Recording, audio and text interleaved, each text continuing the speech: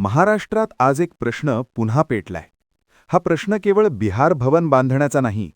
हा प्रश्न आहे महाराष्ट्रात निर्णय कोण घेतो. हा प्रश्न आहे राज ठाकरे खरोखरच महाराष्ट्राचे राजा आहेत का. आणि हा प्रश्न आहे महाराष्ट्राची अस्मिता, रोजगार, लोकसंख्या आणि राजकीय भविष्य कुठे चाललंय. मुंबईसारख्या शहरात जिथे मराठी माणूस घरासाठी झगडतोय, तिथे जर बिहार भवन उभं राहत असेल तर त्यामागे केवळ इमारत आहे का, की हा एक राजकीय संदेश, एक वोट बँक गणित आणि एक संस्कृतीवरचा दावा आहे. आजच्या व्हिडिओमध्ये आपण फक्त बातमी वाचणार नाही, तर त्या बातमीच्या आड लपलेलं राजकारण, पक्षांचे डावपेच, राज ठाकरे यांची भूमिका आणि महाराष्ट्राचं भवितव्य हे सगळं उघड करून पाहणार आहोत. व्हिडिओ शेवटपर्यंत पहा, कारण शेवटी तुमच्यासाठी एक थेट प्रश्न आहे. मुंबईमध्ये बिहार भवन उभारण्याचा प्रस्ताव समोर आला आणि लगेचच राजकीय वातावरण तापलं. बिहार सरकारमधील मंत्री अशोक चौधरी यांनी स्पष्ट शब्दात सांगितलं, आम्ही कोणत्याही परिस्थितीत महाराष्ट्रात बिहार भवन बांधणार. पण याच मुद्द्यावरून राज ठाकरे यांनी प्रश्न उपस्थित केला, महाराष्ट्रात बिहार भवन का. जर हे सांस्कृतिक आदानप्रदानासाठी असेल तर मग पटणामध्ये महाराष्ट्र भवन का नाही. हा प्रश्न साधा वाटतो, पण यामध्ये लपलेली आहे राज्यांच्या अधिकारांची लढाई, स्थलांतराचं राजकारण आणि मराठी माणसाच्या अस्तित्वाचा प्रश्न. भवन म्हणजे फक्त इमारत नाही. भवन म्हणजे त्या राज्याचं प्रतिनिधित्व, त्या राज्याच्या लोकांसाठी मदत केंद्र, राजकीय आणि प्रशासकीय उपस्थिती आणि सर्वात महत्त्वाचं प्रभावाचं केंद्र. दिल्लीमध्ये सगळ्या राज्यांची भवनं आहेत, कारण ती राष्ट्रीय राजधानी आहे. पण मुंबई कोणाची राजधानी आहे? महाराष्ट्राची. मग प्रश्न असा उभा राहतो, जर प्रत्येक राज्याने मुंबईत आपली भवनं उभारायला सुरुवात केली तर महाराष्ट्राचं काय. राज ठाकरे यांची भूमिका इथे अचानक नाही. गेल्या अनेक वर्षांपासून ते एकच मुद्दा मांडत आले आहेत. महाराष्ट्रात येणाऱ्यांना विरोध नाही, पण महाराष्ट्रावर ताबा नको. राज ठाकरे म्हणतात, आधी तुमचं राज्य नीट करा, तुमच्या लोकांना तिथे रोजगार द्या, ते इथे काय येतात याचा विचार करा. हा मुद्दा भावनिक आहे, पण तो आर्थिक वास्तवावर आधारित आहे. मुंबईमध्ये येणाऱ्या लाखो लोकांपैकी मोठा वर्ग हा बिहार, यूपीमधून येतो, हे वास्तव आहे.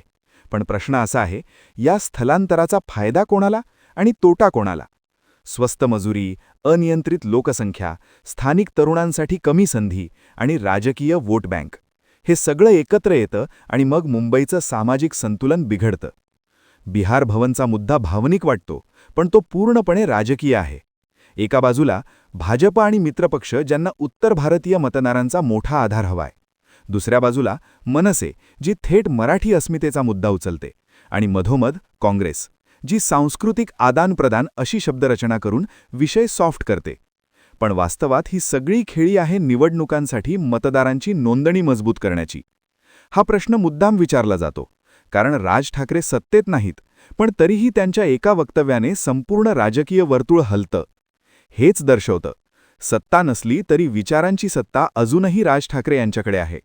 जेव्हा ते बोलतात तेव्हा मीडिया प्रतिक्रिया देतो, पक्ष स्पष्टीकरणं देतात आणि सरकार दबावात येतं. हीच आहे राजकीय प्रभावाची खरी ताकद.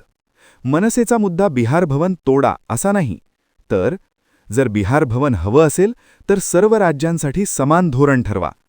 मनसे म्हणते, जर बिहार भवन असेल तर महाराष्ट्र भवन पटणामध्ये हवं, रोजगाराचा आराखडा हवा, स्थलांतरावर नियंत्रण हवं. म्हणजे हा केवळ विरोध नाही, तर प्रश्न विचारण्याची भूमिका आहे. मुंबई आधीच ट्रॅफिक, पाणीटंचाई, घरांच्या किमती, आरोग्य व्यवस्था, शिक्षण या सगळ्यांनी ताणलेली आहे. अशावेळी नवीन लोकसंख्या, नवीन राजकीय केंद्र, नवीन मागण्या हे सगळं शहराच्या क्षमतेच्या पलीकडे जातंय.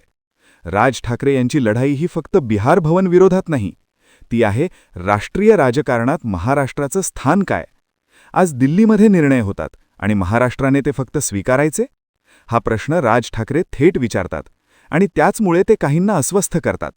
हा वाद इमारतीचा नाही, हा वाद आहे ओळखीचा, अधिकारांचा, भविष्याचा. जर आज प्रश्न विचारले नाहीत तर उद्या उत्तर देण्याची संधीही राहणार नाही. आता प्रश्न तुमच्यासाठी आहे, मुंबईमध्ये बिहार भवन उभारणं योग्य आहे का. राज ठाकरे योग्य मुद्दा मांडत आहेत का. महाराष्ट्राने ठाम भूमिका घ्यायला हवी का. कॉमेंटमध्ये तुमचं मत नक्की लिहा. हा व्हिडिओ शेअर करा, कारण हा विषय प्रत्येक मराठी माणसाशी संबंधित आहे आणि अशाच सखोल निर्भीड राजकीय विश्लेषणासाठी चॅनलला सबस्क्राईब करा, कारण प्रश्न विचारणं थांबलं तर इतिहास आपल्याला विचारेल.